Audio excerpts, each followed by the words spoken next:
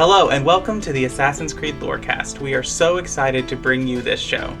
Our podcast is all about unraveling all of your favorite mysteries from the Assassin's Creed games. Each episode, we'll be talking about a different topic in the Assassin's Creed universe. From Pieces of Eden, solar flares, and the Isu, to the Hidden Ones, the Order of Ancients, and of course, the Animus, we will seek to uncover it all. So join us, and maybe even take a leap of faith.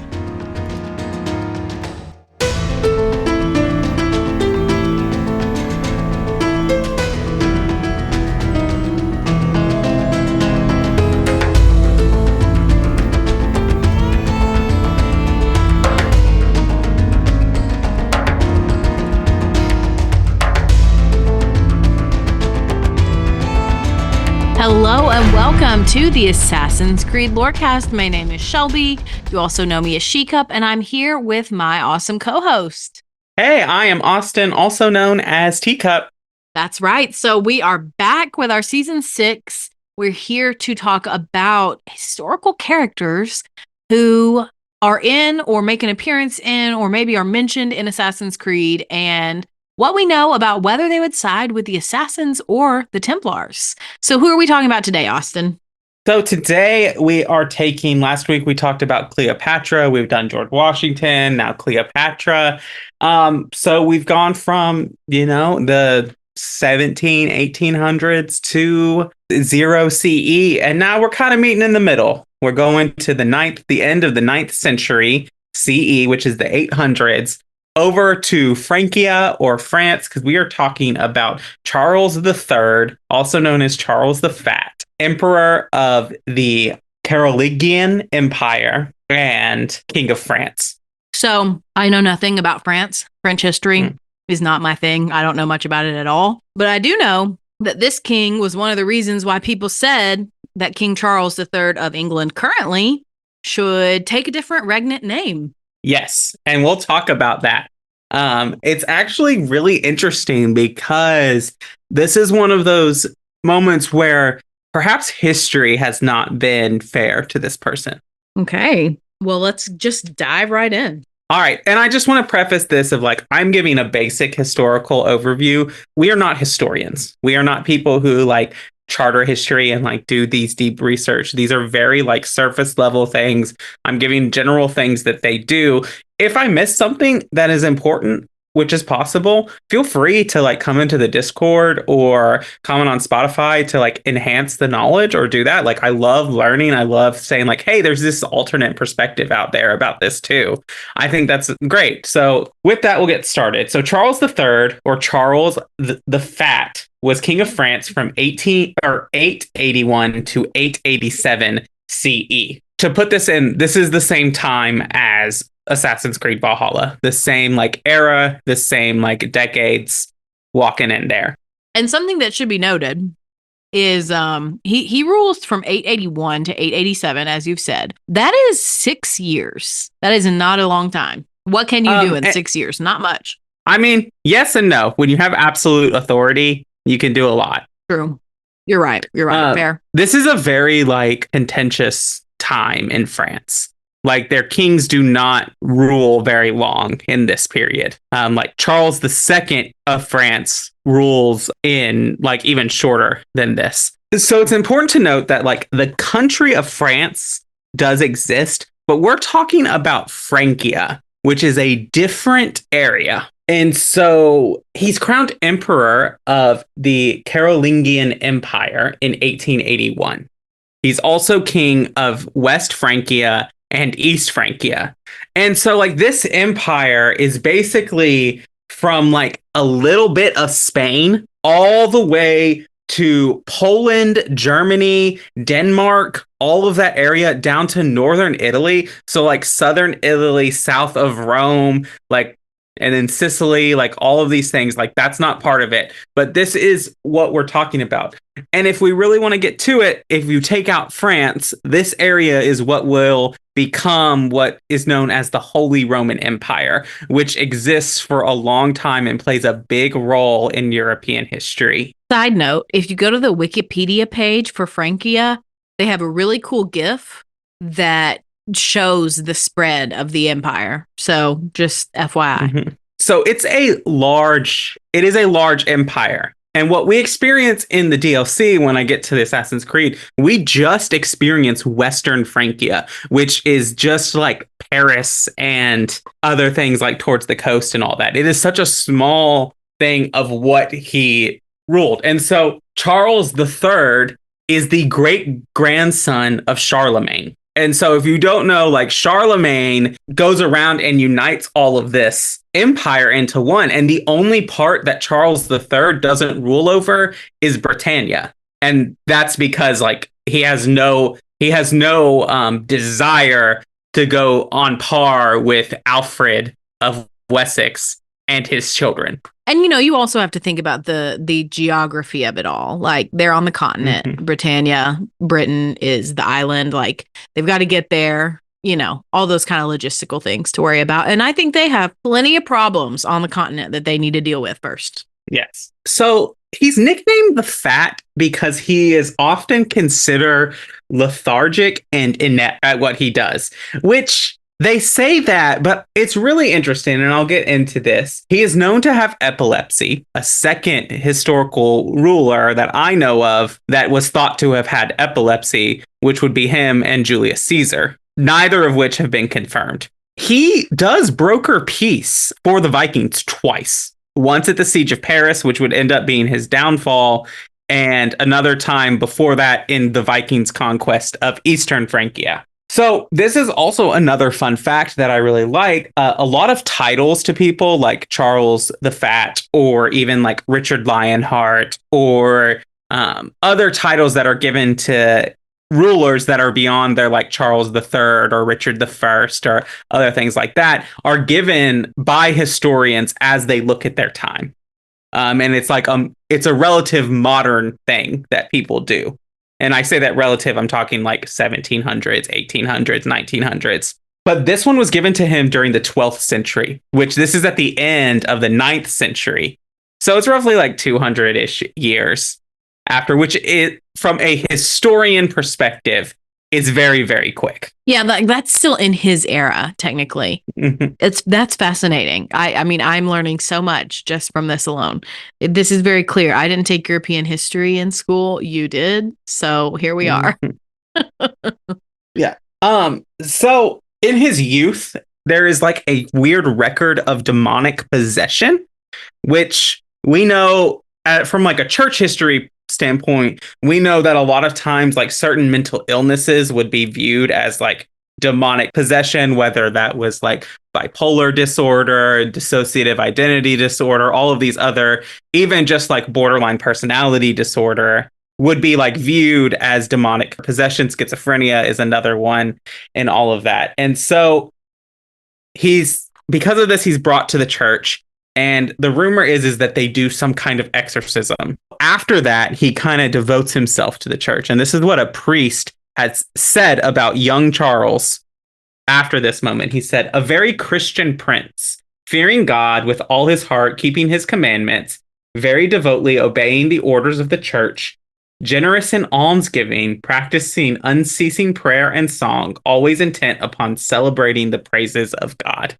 That's pretty high praise, especially for rulers in this period of history. Outside of Alfred of Wessex, not a lot of them are pious because it benefits them politically. Or they're pious and faking it, and then behind closed doors act completely differently. And we should say that is not something relegated to history alone. That's something that happens still today too, because religions have power in the world. So that's something that still happens. But I do think I agree with you. There are very few rulers who truly were like dedicated to their faith. From this account, it seems like he was. Yes. And so and then we see this kind of behavior again, like you're talking about, that he seems to be dedicated because he is a peacemaker across Francia, across this empire, across all of Europe. He is brokering peace between the German princes. He is brokering peace between Rome and these other contentious areas that are happening across the empire. And he's brokering peace with the Vikings and like trying to come to non-violent restorations of these conflicts. So much that when Western Francia's ruler dies, the nobles invite Charles to come and take the throne. That like never happens. No, most of the time the nobles fight among themselves about which one of them is in line for the succession. Until someone makes a compromise and gets the majority of the people on their side. History is not kind to him, especially because his peace with the Vikings doesn't last. He brokers peace among the Anglos and the Franks very well within the infighting of themselves.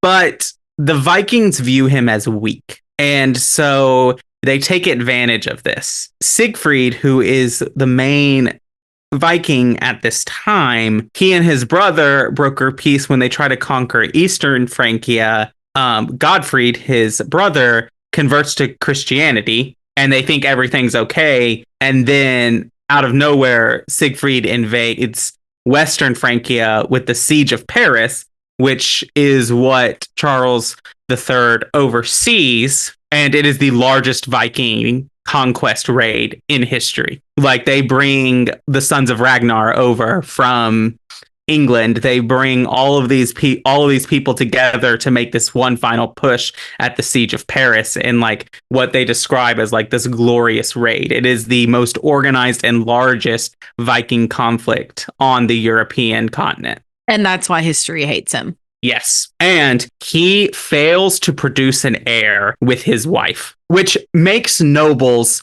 uneasy because when there is not a clear line of succession, it creates a realm of chaos. I mean, look, if you've been watching House of the Dragon, this is like this kind of stuff that is happening in House of the Dragon happened all the time in European monarchies. Not a clear heir or someone who felt like they had a more stable claim comes in and then there's a war or a conflict about it and they try to duke it out for who gets the throne. Charles tries to legitimize his bastard, which he has the Pope on his side for this, but the bishops are not. So, and it's like this tricky situation because how the Catholic Church works at this point is nowadays, if this monarchy was tied to the church, if the Pope said, nah, this is legitimate, there's nothing the cardinals or bishops could do to undo that because it's the Pope. The Pope is the final say. Right.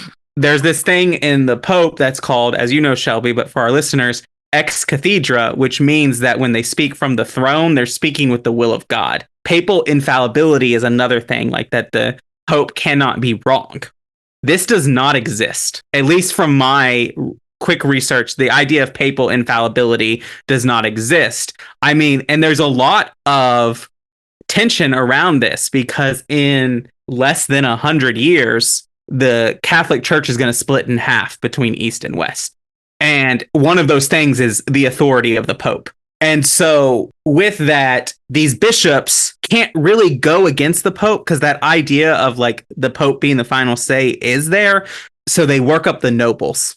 These bishops who don't want this bastard legitimized play sides with the nobles to basically like say, no, you can't do this. He's unable to secure like a clear line of succession and then he dies. Unfortunate. I was also going to say, it's funny that you brought up House of the Dragon, in regard to lineage crises, because I mean, Rhaenyra has done what we're discussing here. She has legitimized her bastards, right? I mean, I guess technically you can say they were never bastards, whatever. Same in principle, same thing. But like that never goes well because you're always threatening the status quo. And when you threaten the status quo, people are mad. They just are. Mm-hmm. Right. So that's kind of the overview of history with there, which like the reason I say that history might have not been kind to him is because I really think like the historical character. Now, when we get into the Assassin's Creed character, it's going to be like, okay, who the hell is this guy? from his historical character, he doesn't seem like that bad a guy. Like maybe making some poor decisions, but he strikes me as a person who did his best. Very much reminds me actually of King Viserys Targaryen. A good person who tried to make good decisions, but might have not been the best long-term decision maker, you know? Yeah. I mean, I think Viserys is pretty fucked too, but let's move on from House of the Dragon. So let's talk about Assassin's Creed, because this person does appear in Assassin's Creed. Charles III serves as the main antagonist of the Siege of Paris DLC for Assassin's Creed Valhalla. Charles is described by the resistance that's trying to fight him and the Vikings as erratic and cruel. And he is often seen being rather unkind to both his men and his wife. Richardis is probably how I'm going to pronounce that. Though Richardis is like the devoted wife, is like the picture of what a devoted Christian wife is supposed to be, at least from like in this time. And she is very much like, she is one of your allies that you like get quests from with Eivor and all of that stuff. And you have a lot of conversations with her about Charles. And she's basically like that. She claims that Charles is deeply troubled and that there are two versions of Charles and another version that she refers to as his alter, Alter. And so in this conversation, she says, when he was a boy, he fell into bits of madness. His keepers believed him possessed and put him through a ritual. His conversations afterward was sincere, though he gained a terrible fear of fire. When we met, he was honorable and pious. Implying that he is no longer honorable and pious. Yes. So really, she paints this idea that there are two Charleses. There's the Charles that she loves, and then there's this erratic Charles that is what most people like see in a lot of ways. And like she talks about this being like, it can switch at any moment. It can do all of this. Ubisoft is presenting that Charles very much has dissociative identity disorder. The problem is with me in this is that there is no historical evidence in Charles's early life, at least that we know, of the type of trauma that would be necessary for this disorder to have taken place. Now, that doesn't mean that it didn't happen, because something like that in a noble family, especially the royal family, could very easily be hushed and swept under the rug and lost to history forever. So I'm not saying that. I'm just saying that in the recorded history, there is not evidence that something like that happened. So he does present with this seeming to have a more generous, rational, and pious personality versus his erratic and cruel personality. And like in Eivor, you can talk to Charles in some scenes and like even see this. He's also presented with like his history plays out very much the same way as the actual Siege of Paris does in all of this. The altar, as it's called, is often associated with satanic perversions of the Christian faith, often spouting the book of Revelation, but like twisting it in this satanic almost thing, like use of pentagrams, use of end of the world kind of stuff like that. Basically like the Left Behind series' worst nightmare. And so his actual history plays out very similarly. AC just leads into these rumors of mental health. At the end of the game, you can decide whether you want to kill Charles or spare Charles. If you do spare Charles, you receive a letter back at Ravensthorpe, basically as Charles thanking you for having mercy. It's very sad. The Siege of Paris is the best DLC that Valhalla has, in my opinion. It trumps Dawn of Ragnarok. It trumps Wrath of the Druids. It is so well written. It is fun to play, and it is very interesting, and it feels very Assassin's Creed. It is very sad because his wife is one of my favorite characters in all of Assassin's Creed. Just a genuinely good person who tries to do the right things. And really pleads with Eivor of like, her idea is like, Charles is not well. Charles is not himself. Allow him a moment of redemption. Don't punish him because of these things that have happened to him. And it's very much like with the fear of fire, like it implies that when he was taken to the church for this quote unquote demon possession, that they tortured him. They probably burned him. They probably tortured him greatly. They probably, spouted scripture at him and did all of these very, very traumatic and terrible things, at least in the AC universe, which will lead me into kind of where I have landed as far as evidence for where this historical character would go. But do you have any thoughts on this before we head to the mid break and then do our wrap up? Yeah, I do have thoughts because I think if Siege of Paris had not come out several years ago, I would think that they were taking inspiration from Bridgerton and Queen Charlotte because it's very, very similar to King George and Queen Charlotte's story. You know, she is this queen that comes in from, not England, that is there to marry him, basically. And they fall in love. Obviously, they care for each other very much. But he has bouts of madness where he can't be calmed down. He can't be, quote unquote, fixed or made better. And he gets tortured in the show multiple times. It's very tragic, very graphic. And there's not as much of the like religious overtones in the show, but it's very similar. Like the basic outlines of the story are the same thing. So I think there are some similarities there. And I also think that this type of story can be impactful if done well. But also I think it can be really harmful for people who have mental illness. So yeah, that's where I'm at. I don't think Ubisoft, at least in the story, having played the Siege of Paris, is disrespectful to mental illness, but it is a very dangerous and fine line you have to walk when you portray mental illness in media, of how to portray it authentically without demonizing it. Yeah, absolutely. And I think especially it gets harder when you're in a historical period where the people in that period would have demonized any type of mental illness whatsoever. So it's difficult. And I'm not saying necessarily that Ubisoft is demonizing them or portraying it badly. I'm just saying it's something we need to be concerned with. But with all that being said, let's go to the mid-break.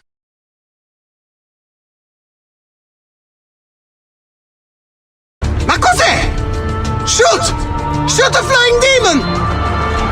Quite a carriage you got there. Where did you buy it, if you don't mind me asking? Ask all you want, Freddy. You'll never get an answer. Damn it all. Was it my eyebrows?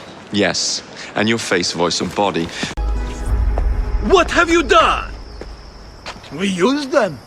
They were not ready for firing. You could have gotten us all killed. Let me see. His breath is more fatal than our cannons. Only when you two fools are shooting them. There, try it.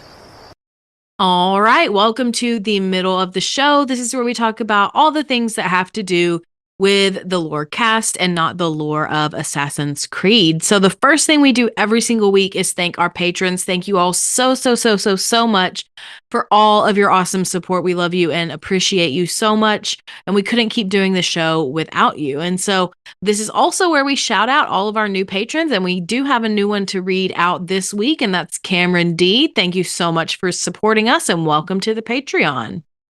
Now, if you can't support us, the next best way to support the podcast is to leave us a rating or a review. And so today I do have a review to read. This one comes from Austin C., who commented on one of our episodes and said, "This game is the best game." Totally agree. We love it so much. Now, you can also, if you want to stay connected with us, you can join our Discord. You can come hang out with us over there, talk about any of the games, whatever you want to do with Assassin's Creed. Definitely come talk to us about it in our Discord server. And then lastly, you can get your own merch for Assassin's Creed. We've got all kinds of sweatshirts and t-shirts and long sleeve shirts and all kinds of fun stuff on our merch website. So go check it out at cupspodcasting.com. And with that, I think we're ready to get back into it.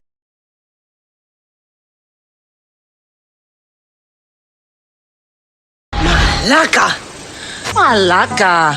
Malaka!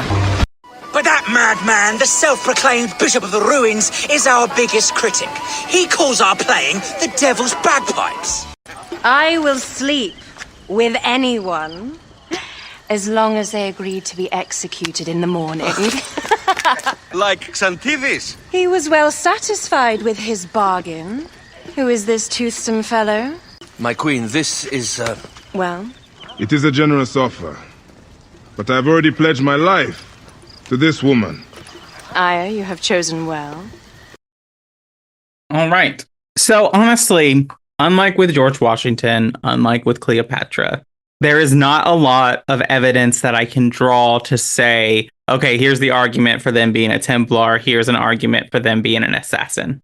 There just is not a lot of historical evidence that would point either way, other than what we see in game, which, you know, similar to history, we see the bishops trying to manipulate Charles and his rule and undermine the things that he's trying to do.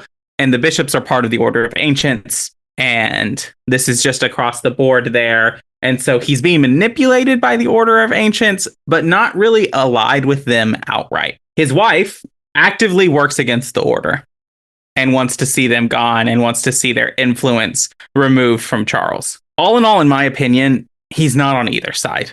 There's no way that, like, from the historical character, there's no way Charles III would not be on either side of this conflict from a historical perspective. The only thing that I think that could maybe be argued for leading to Templar is that he does have his historical character does have a devotion to the Catholic Church, and they're controlled by the Templars. No Catholic hate, but that's just a fact of the Assassin's Creed universe. The Catholic Church, historically, in the Assassin's Creed universe, has been the Templars. I mean, I don't necessarily think it's fair for that to be a reason that he could be part of the Templars, because, like, yes, he did have power in the church, but I do believe that there are people in every religion, not just Christianity and Catholicism, but in every religion, there are people in power who do not truly believe in what they are preaching and teaching.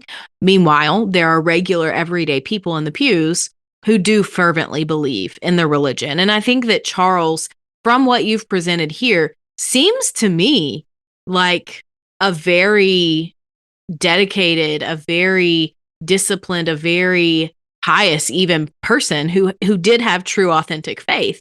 And yes, he may have been a person in power. Yes, he may have been aware of the assassins and the Templars, but I don't think that a person who, just because they're religious, just because they're devout, does not automatically mean they would side with the Templars, in my opinion, at least. There is one piece of evidence that I think that would lead him to the Hidden Ones or assassins in general, and that's his commitment to peace, his commitment to ending conflict, his commitment to doing all of that. That core ideology could align with either group, because if you remember from our overviews that we've done, both the Templars and assassins believe peace is their ultimate goal. But I think the way that Charles wants to broker peace and find a way of, like, not having conflict, a non-violent way to resolve these conflicts, would align him more with the assassin ideology than the Templar ideology. I do agree with you on that, but just for fun, I think that we could also make the argument that eventually, after his brokering for peace didn't work, I could very easily see the Templars, the Order of Ancients, coming in and kind of capitalizing on that failure and saying, look, you've tried it this way.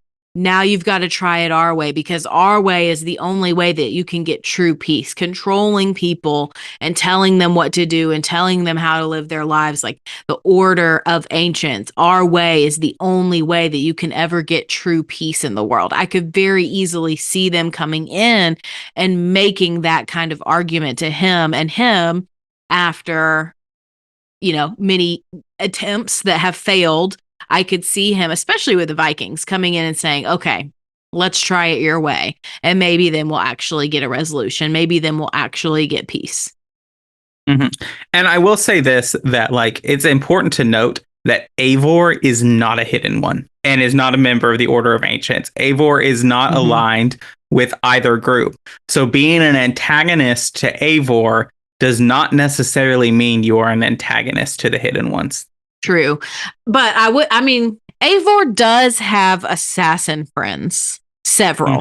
Does Eivor have any Templar friends? Alfred of Wessex. Can you say Alfred is really Eivor's friend? Eivor respects Alfred. Yeah, but I think that Alfred plays with Eivor. I don't necessarily think that they have a friendship. And also, in the Assassin's Creed history, Alfred is at odds with the Templar Order himself. So it's kind of like, at some point, Eivor has far more assassin contacts than they have Templar contacts. So I do agree with what you're saying, that just because you're an antagonist to Eivor does not automatically mean you are Templar. But I do think it's a little bit more likely for them to be a Templar rather than an assassin if they are against Eivor. So yeah, that's Charles the Fat, Charles the Third. I could see why they wouldn't want the current King Charles the Third of England to take this name, because it very much is this person of like, yeah, you're a good person who has good intentions, but your efforts ultimately in failure. You have to look. Okay, everybody, I am putting on my special interest hat right now. I do follow. I would say I'm a royal watcher. I don't care about them personally. I am an American through and through. I just find them interesting. But in this case, there are some similarities, right, between King Charles III of England and King Charles III of France, Francia, whatever. It's just a little bit more interpersonal when it comes to Charles of England, because, look at his sons, look at his family. He can't even keep his family from infighting. One of his sons lives in the United States, is no longer has residency in Britain. The other one, the heir to the throne, is pretty much doing everything he can to shit talk his brother at all times. And you can argue in the comments about who's right, who's wrong. I don't care. That's not the point of this. The point of it is that the king, the person who's supposed to have absolute power, cannot even control and bring his sons in line. There's some similarities there with King Charles III of France. If Charles didn't have like a clear child to be the heir, it would go to one of his siblings, I believe. I don't know who's oldest after him. Well, it's Anne, Charles, Andrew, Edward. So cool. They would have a pedophile king. Right. Because it skipped Princess Anne because of the rules about gender, which have now been changed, but they were not applied retroactively to Anne because that would have changed the entire line of succession. Yes, because then Charles would not be the Prince of Wales. Princess Anne would be the Princess of Wales. Well, she'd be queen now. I think that would be a great change to make, but this American is not the one that's in charge of those things. So no. But like, had he not, this would have been a very similar situation if there was not a clear line of succession. Nowadays, because they've had centuries of infighting over lines of succession, things are very, very clear. If this person is unable to take this place, it goes to this person. And then if this line is exhausted, it goes to the next. Right. Yeah. And there's very clear rules about how it proceeds, as you've said, because we have had wars over this throughout human history. But just to get back to Assassin's Creed a little bit, I know we tangented. I do very much agree with you. I do not think that Charles the Fat would be aligned with either Assassins or Templars in truth. However, I do think that his wife would possibly be aligned with the Assassins. I would agree. Just like her belief, at least in that we're presented, and like the redemptive power that she could have. Like, Templars do not believe that people can change or that people can be redeemed. Assassins do. Yeah, and that's a huge theological difference that they have between them. But I think if that's all we've got, that's all we've got. So thank you, Austin. Thank you for doing this research. This was a very interesting one. I know this person technically does appear in Assassin's Creed, but we don't have much about their involvement with either order. So it's been fun to theorize a little bit. And I'm looking forward to next week. So we'll be back next week. Thank you all so much for listening to the Assassin's Creed Lorecast.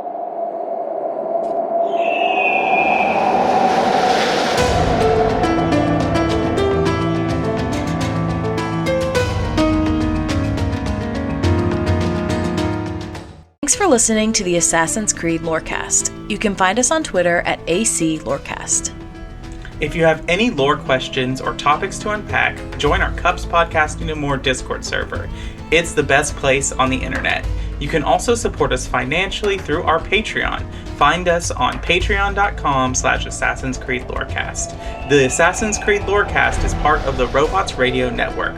For more information about the Robots Radio Network, join the Discord server via the link in our episode's description. If you enjoyed the show or learned something new today, please subscribe, leave us a review, and join the Patreon. And if you enjoyed our intro and outro music, make sure you give a big thank you to Pipeman Studios. Thank you, Pipeman! Thanks again for listening to the Assassin's Creed Lorecast. And always remember, Assassins, stay in the shadows to serve the light.